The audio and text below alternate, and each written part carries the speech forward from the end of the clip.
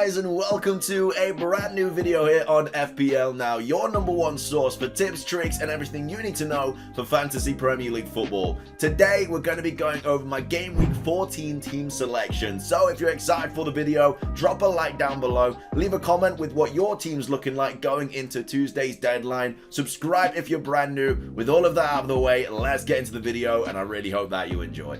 So, starting things off, as always, with my team selection videos, we go over the previous game week score, my team for the next game week, and then any transfers that I'm going to make as well. So, game week 13 wasn't actually that bad. 59 points, another green arrow, can't really complain. A couple of players that I was really unfortunate with, but some players that kind of exceeded expectations, which I'm very happy with. So, Sanchez in goal got me 8 points, got a nice bonus, made 4 saves, I think, made a really good save as well, knocking the ball onto the post. I think Melier did as well, actually. So the Leeds Brighton game was really boring. It finished 0-0, but generally that was the best possible outcome for me because I got 3 points from Rafinha, and then Sanchez got 8, which is 11 points from 2 players.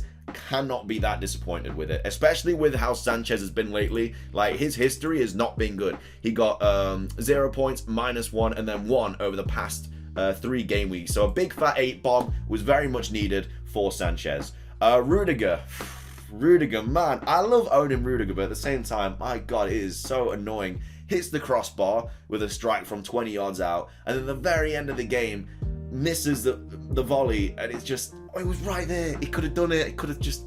I'm actually happy for the league that Chelsea didn't win. As a neutral, it makes things a lot more exciting. But when Rudiger is that close to scoring a goal, oh man, it would have been a very nice 6 points. Would have been really nice, especially with James only getting 1, Cancelo only getting 1.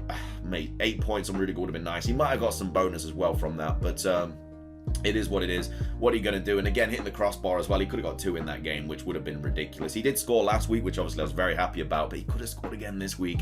But I don't know. Owning Rudiger, I think, is going to tick over, and I think it is going to be very beneficial over the next few games. Next up, we have Trent with 9 points. Very nice. Happy with that. He just keeps outscoring Mo Salah. And what point does it get to? We just give the captain's armband to Trent instead. But I was expecting a clean sheet from that game anyway. Southampton at home, yeah, they absolutely just demolished them. I mean, Jota getting a brace. If you're a Jota owner, you did very well bringing him in early. But I know a lot of people didn't captain him. They went for Salah instead, who did get an assist, got 12 points. Semedo getting 5 points. Again, I played him this week because of the Norwich game. I was always going to play him this week. He did pick up a yellow card, which was really annoying. 59 points is so annoying when 60 was right there. Because 60 feels like a good game week, but below 60 feels like a bad game week. But I guess it was only 1 point. But yeah, Semedo did get 5 points. If you've got the Wolves keeper, by the way, Sarr is ridiculous. There's someone in my league who's had Sarr since like game week 4, and he just keeps getting double-digit hauls. It's ridiculous. I think he's like the 3rd highest points keeper this season, under like Edison and Allison. It's actually mind-boggling. But Wolves do have some really bad fixtures coming up though, so hopefully those points do start dropping a little bit. Coming up next, Sissoko, 2 points. I mean, I cannot believe the Burnley-Tottenham game got called off. It hasn't happened in like 10 years that a game's been called off for Snow. I was really hopeful for Son, especially after he blanked the previous game week. I was like, this is the game week. I've brought him in to do damage.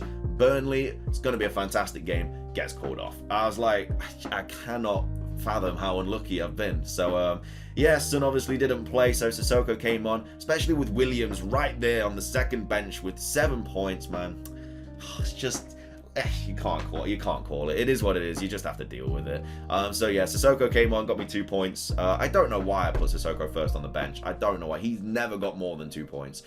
Salah captain got me 12. Rafinha got me 3. Mbeumo got me 2. Picked up a yellow card. Honestly, Mbeumo is really annoying to hold, especially when Gallagher and Smith Rowe are just popping off as much as they are. I will get rid of Mbeumo soon, but not for like the foreseeable future, because he does have some nice fixtures coming up. Like, he's got Tottenham, which I'm not going to play him in, and then he has Leeds, Watford. So I kind of want him for those 2 fixtures. Then I'll get rid of him for the likes of Gallagher or Smith Rowe or something. So yeah, that was my midfield. And then up front, we had Antonio with 2, Jimenez with 2 as well. Like, Antonio, I wasn't expecting anything because he was playing City. But then Jimenez and Norwich, like, I was really expecting something, but Norwich dominated that game. Like, Norwich were unlucky not to win that game. So yeah, Jimenez with 2 wasn't great. I know a few people did bring Jimenez in for the Norwich and the Burnley fixture. Is it Burnley next? I think it's Burnley next. Let me have a look. I'm pretty sure it is. It is Burnley next. So yeah, the fact that he blanked against Norwich, if he blanks against Burnley, a lot of people are going to be upset with bringing in Jimenez. But then Vardy as well, big fat 12 points. Very, very happy with how annoying it's been to hold Vardy for as long as I have. I brought him in on game week 9 against Brentford, where he got 1 point, 1 point against Arsenal, 2 against Leeds, 2 against Chelsea. Honestly, I wasn't going to get rid of him because the fixture run that was coming up, like, a lot of people got rid of him and I just don't understand why. Like, his fixture run was literally Watford, Southampton, Villa, Newcastle, which are really, really nice fixtures. Maybe not so much Villa now because Stevie G has really, like, sorted them out, but the rest of them were really good. So people selling him, I couldn't get my head around it. I don't know why people were doing it. But yeah, Vardy getting 12 points, I was really, really happy about it. So 9 points, green arrow, up to 545th, 1000th in the world. Can't really complain, to be fair. Let's go over my team for game week 14, which of course is on Tuesday. The deadline is, so we really don't have long to play. This is going to be a bit of a horrible game week, to be fair. There's going to be a lot of rotation, a lot of players, like I say, not playing, and I think there's a few players in my team that will not be playing. But I did have 2 free transfers for this game week. So what I did was I brought in Jota for Son. I know I didn't really want to because Son had just got a massive rest and obviously had Brentford next.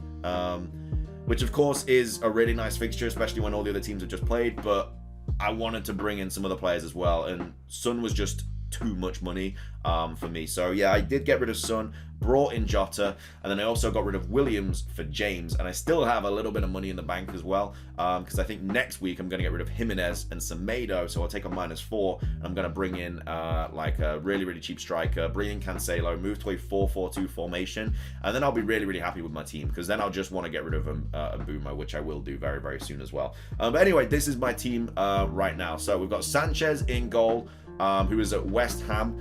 Not really too happy about that one, especially with Antonio playing, but it is what it is. So yeah, Sanchez at West Ham, not expecting anything, maybe 2 points if he's lucky. So yeah, that's my goalkeeper. The back 4, as I just said, we've got Trent, we've got Rudiger, we've got Semedo, and we've got James. So I'm playing a 4-3-3 this week. But yeah, Trent at home, well, away at Everton, should I say. Hopeful for a nice clean sheet there. Everton are playing really, really bad. They've got like 2 points in the last like 21 or something. It's like really, really bad for Everton. So yeah, really, really happy about Trent there away at Everton, hoping for a clean sheet, maybe an assist or 2. And then Rudiger away at Watford, and then James away at Watford. Again, might be some rotation with James. There probably will be, just simply because we've got Azpilicueta that could come in. I really hope James does play, but because I've just brought him in, he's probably going to get benched. I do apologise to all the James owners. I finally brought him in, so he's going to stop returning. I'm sorry, but I had to jump on the James train. So yeah, we've got Rudiger though, which I'm sure will play. I know a lot of people are bringing in Alonso, who will most likely play as well. But then I've also got Semedo as well at home to Burnley. So that's my back line. I really, really like my back line this week. If they all play, I'm expecting maybe 30 points from that back line. I could see James getting an assist, Rudiger getting a goal or something, Trent getting an assist or a goal, Semedo hopefully getting a clean sheet, even though Burnley haven't played, so they will be a little bit more fit. But yeah, I'm really, really liking that back line. In the midfield, I have Rafinha at Crystal Palace at home, and then I've got Salah captain, and then I've got Jota in as well. So again, the midfield I really, really like as well. Crystal Palace, Everton, and Everton. Not bad at all. I'm really, really enjoying my team for this week. I just know that none of them are going to bloody play. Like, on paper, this is a really, really good setup. But yeah, I just know that they're just not going to play. They're just going to get rotated. They're going to get benched, all that bloody bad stuff. But that's my midfield. And then up front, I have Jimenez at home to Burnley, Antonio at home to Brighton, and then Vardy away at Southampton. So even better fixtures as well. So my team, honestly, on paper, the only player that I'm worried about is Sanchez. If everyone played, like, I could see this on paper. I'm going to keep saying that because on paper it genuinely looks like a really, really good setup this week. Like I said, I had 2 free transfers, took out Son, took out Williams, brought in James and Jota for the fixture, because Watford away, like, James, if he plays Watford away, that is such a nice fixture to target. I know some people are going to bring in Lukaku this week as well. He made an appearance at United. So yeah, either way though, that's my team. On bench, I have Mbeumo, who is my first bench. Livramento is at home to Leicester, and then Sissoko is at home to Chelsea. I'm not making the mistake of putting Sissoko anywhere near my first spot. But Mbeumo away at Tottenham, like, I kind of want to play him, but at the same time, I feel like someone is going to get benched. Most likely candidates are going to be Vardy or James. I think everyone else will play. But yeah, I think Vardy and James are most likely to get rotated. So if that's the case, then I'd have Mbeumo and Livramento coming on, which isn't the worst case in the world. Like Mbeumo away at Tottenham, is it going to be that bad? Probably, but you know, he's not the worst bench player to come on. And then Livramento as well at home to Leicester. If Vardy's not playing, will that make me feel any better? Maybe, but either way, that is going to be my team setup for game week 14. And then I'm gonna go over transfers, but I've already made them. I've got 0.3 mil in the bank, and like I said, I've already made 2 free transfers this game week. Next week, all I'm gonna do is get rid of Jimenez, get rid of Semedo. I'm gonna bring in the Brighton striker, which is 4.4 mil. That'll give me 8.4 mil in the bank, and then I'm just gonna bring in Cancelo, which will also give me 1.7 mil in the bank. And then my 4-4-2 formation will literally just be Rudiger, James, Trent, Cancelo, Jota, Salah, Rafinha, and Mbeumo, and then Vardy and Antonio. Again, I've got 1.7 in the bank. If I really wanted to, I could get rid of Mbeumo soon, get rid of him for maybe like a Gallagher or someone. So I would put him in a future game week, maybe the week after. I'd still have 1.2 mil in the bank, and that gives me 11.8. So if I really, really wanted to, I could go up to Lukaku, who is 11.5, and then that would give me 0.3 mil in the bank, because Chelsea fixtures, I mean, they are all over the place at the moment, but I mean, it's Chelsea. Like, I'd be probably bringing him at maybe for the Leeds game, but then he'll have Everton, Wolves, Villa, Brighton. So yeah, I mean, it's not the worst thing in the world. I still have to, I've got money in the bank to kind of mess around with that. But yeah, I do really like the look of how my team is going. I finally kind of got it to more of a template team with the likes of James. I'm going to be bringing Cancelo in, obviously Jota, players like that. So yeah, really, really hoping for some big points next week. But yeah, the future of my team's looking bright.